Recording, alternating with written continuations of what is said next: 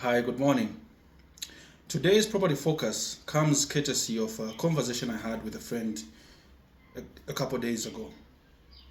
So, my friend calls me and says to me, "Listen, I'm trying to buy a house. Um, there's this house that I've been looking at for a while. I quite like it, and I think I'd like to buy it." I said, "That's fantastic. What sort of house is it?" So he gives me a brief description of the property, its location, and so on. So I ask him, I say, "Okay, how do you intend to pay for it? How do you intend to finance the purchase?" And he says, "Oh, I'm actually going to get a mortgage for it." I said, "Cool." So then the first question I ask him is, is the property on title?" He says, "No." I said, "Okay." So number one thing there, it's not on title. He wants to get a mortgage. So I said, "Fine. What documentation does it have?" And he explains to me the ownership documents that are on said property.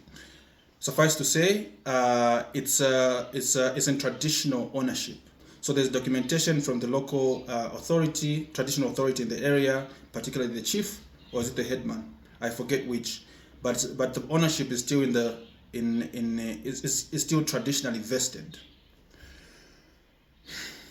So I said to him, "Listen, don't waste your time, my guy. You won't go to the bank with those documents and hope to secure a mortgage." Which is why I thought I should do this video today, just to quickly go over that. Okay, this is something that happens a lot, by the way. People wanting to go to the bank to obtain a mortgage to acquire a property that is not on title.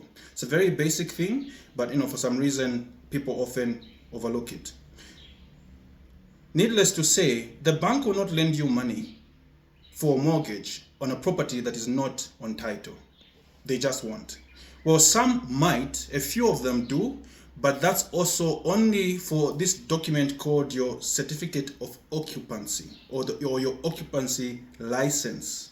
The occupancy license is a document that you get from your municipal council after the plots have been allocated numbers. That is after the surveying has been done, obviously. So they give you a license. It's called occupancy license. Some institutions, not all of them, some are a bit more accommodating on that front and will give you will advance you a mortgage if you can produce the certificate of occupancy. Most of them won't. You will need certificate of title.